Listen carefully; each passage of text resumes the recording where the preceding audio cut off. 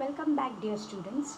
In the last video you have learned about what you have learned, to recall what was the classification done by Robert Harding Whittaker, which you have already learned in standard 8th.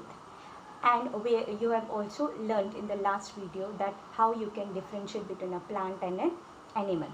So in this video you are going to learn about what were the bases of classification of the plants. Now first thing you should know why we need to study plants. Because the plants are producers of the world, or that means they prepare food for everyone. That is why we need to study them in detail. So in this lesson you are going to study about classification of plants. Why plants are classified? Because the study becomes relevant to identify each and every different plant, so that later on when you want to use them for certain things like in Ayurveda or in medicine, you should be able to know how they are classified, how they can be identified, and therefore classification of plants becomes very necessary. So now let's begin.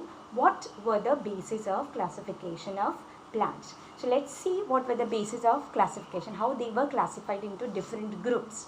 Okay, so first basis of classification was presence or absence of organs. Now what does this mean?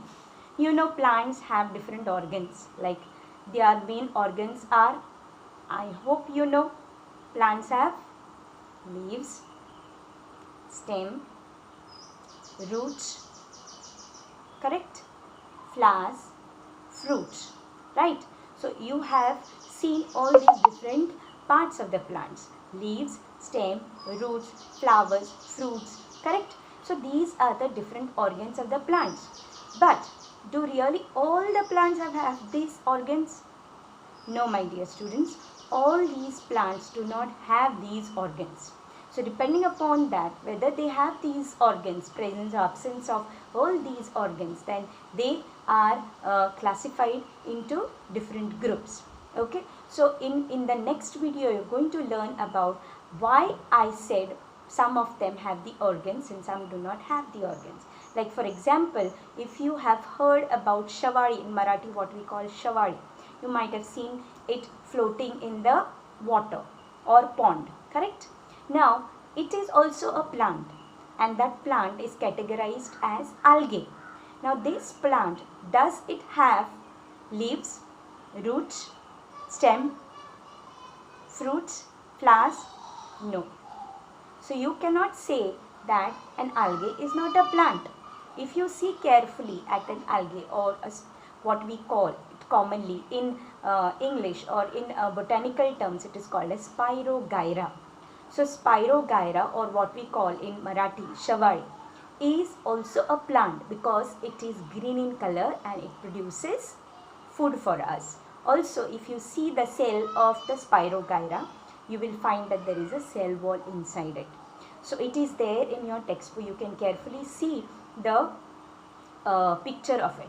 Actually, I wanted to prepare a PowerPoint, but due to some technical problems, I could not make it, and that's why I shoot this video. But I hope so you will understand what I am telling verbally. Fine. Now, let us see the next part of it. What was the next basis of classification of the plants? So, the next basis of classification was presence or absence of conducting tissues. Now, it sounds like very difficult. I hope so you know what are tissues. Last year you have learnt about the lesson on cell. So actually tissues are nothing but group of cells making a tissue. Now what does this conducting tissue means? Conducting means the tissue which is helping in conduction. Okay, conduction, there can be two different types of conduction in the case of plants. One is food, second is water. Everybody knows that plants cannot move in search of food. So they need to have certain specialized tissues for them so that they can take up water or have their food. So such type of tissues which help them in conduction of water as well as conduction of food, they are called as conducting tissues. So this you are going to study in little detail, not very much in detail, but you are going to study this in the next term about introduction to biotechnology. In that lesson you are going to learn about what are conducting tissues. So till then I will tell you there are two different types of conducting tissues, xylem and phloem. Xylem is meant for conduction of water and phloem is meant for conduction of food. So whether the plants have the presence of these conducting tissues or not, that was the basis of classification. So if you see Spirogyra, I have told you just now that Spirogyra do not have roots. So how it will conduct water? Because in the case of plants, they have roots for absorption of the water. So that means since they do not have roots, that means they do not have conducting tissues, right? So this was another basis of classification, whether they have the presence of conducting tissues or not. So that means higher plants have the presence of conducting tissues. Lower plants do not have the presence of conducting tissues. So this was the second basis of classification. Now third basis of classification was whether the plants have the presence of seeds or not. Okay, so do you think so all the plants have seeds? No.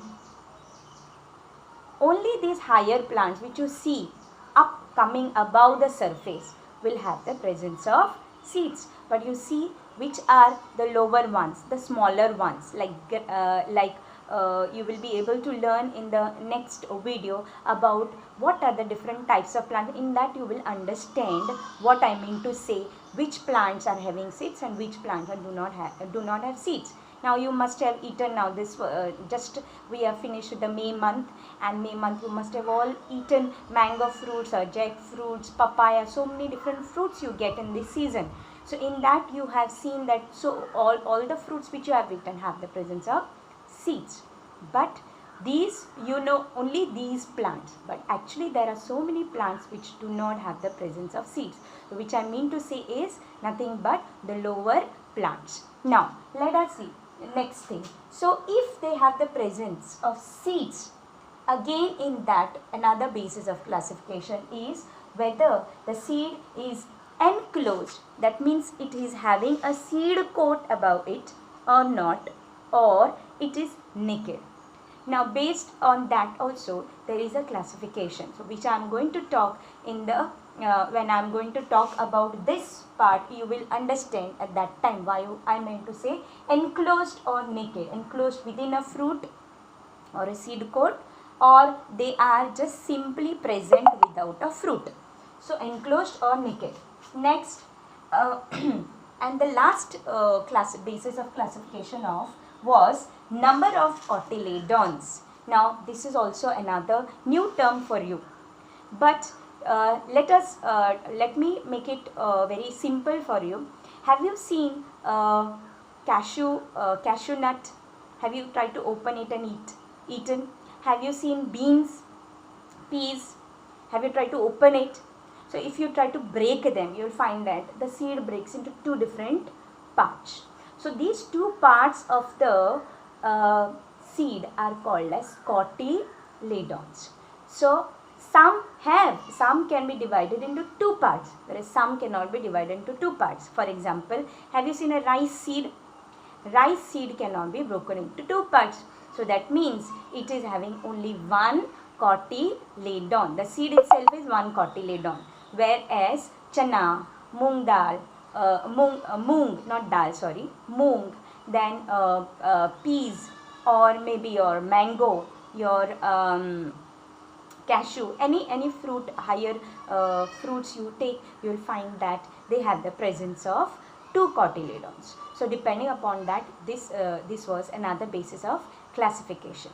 Fine. So these were the four bases of classification in which the plants were divided into different groups. Now let us talk about what was the higher level of plant classification. Now there is one more type of classification, and you will find that the plants can be divided in only two groups. They were called as cryptogams and phanerogams. Now why they were divided into cryptogams and phanerogams?